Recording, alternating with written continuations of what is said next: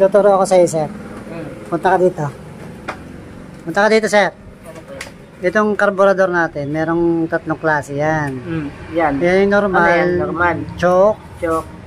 Full choke na yan. So ito, ang motor mo nandito sa gitna. Ibig sabihin, naka-choke siya. Ibaba mo siya. Saka mo yung start. Okay, birahin mo ngayon. Okay, wala na yata ang gas. Okay. Okay. Tingnan natin, baka wala nang gas. Sige po. Wala nang gas. Wala na pang gas? Yes. Okay, buksan mo, sir. Yan, bili ka muna, sir, ng gas. Wala na, sir, nalabas, oh. Oo, kaya pala. Oh. May lagayan dyan, sir. Ganda pa naman ang motor mo, sir. Wala ka namang gas. Saan ka naubusan, sir? Dito lang? Yan na.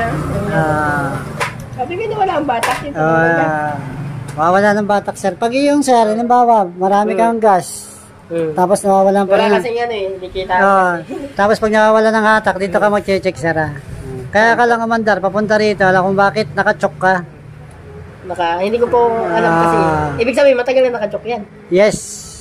Matakaw yun sa gas. Tsaka palyado, pag nakarekta ka na, wala nang hatak yun. Pag ganun-ganun yung takbo yun. Kung kasi nagkuha ako noon, walang mekaniko dito. Yan. Ngayon, sir, ang problema niya, walang gas. Sige na, sir. Bili ka na lang. Lalagyan ko